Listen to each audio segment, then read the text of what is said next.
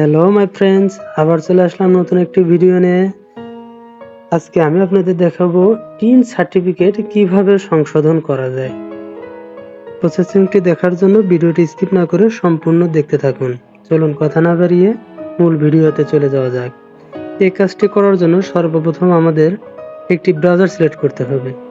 আমি Chrome browser select করছি। এখানে এসে সার্চ বারে লিখতে হবে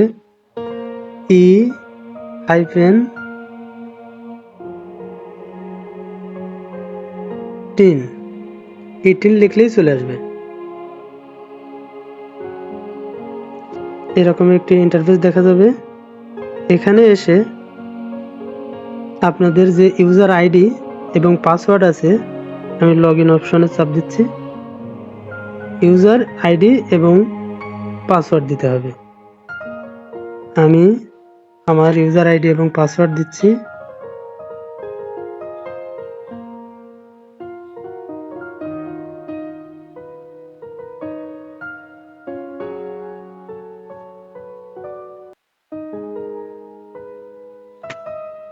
দিয়ে লগ ইনে চাপ দিলেই এরকম একটি ইন্টারফেস আসবে। এই কাজটি করার জন্য আমাদের বাম পাশের মেনু বার থেকে এডিট, কারেক্ট, আপডেট যে অপশনটি দেখা যাচ্ছে, এই অপশনটিতে একটি চাপ দিতে হবে। চাপ দিলেই এরকম একটি ইন্টারফেস দেখা যাবে। এখন মূল বিষয় হচ্ছে আপনি কি কারেকশন করতে চাচ্ছেন। আপনি যে জিনিসটা কারেকশন করতে চাচ্ছেন সেটা এখানে সিলেক্ট করতে হবে। সাপোজ আমি আমার মায়ের নাম সংশোধন করতে চাচ্ছি, সেক্ষেত্রে মাদার্স নেম সিলেক্ট করে ডান পাশের নেক্সট অপশনে চাপ দিতে হবে। দিলেই এরকম একটি অপশন দেখা যাবে। এখানে আপনার যে প্রথম যে নামটি দিয়েছিলেন, এরকম যেমন আমেনা খাতুন, কিন্তু মূলত নাম হবে মুসাম্মাদ আমেনা খাতুন। তাহলে আমাদের নামের প্রথমে এমএসটি যোগ করতে হবে। ঠিক আছে, তাহলে আমি নামের আগে এমএসটি দিয়ে ডান পাশের যে কলাম দেখা যাচ্ছে, এই কলামে এর কারণটা দিতে হবে, কি জন্য ভুল হয়েছে। যে কোনো একটা নোট দিলেই হবে। আমি একটা নোট দিচ্ছি, মিস্টেক,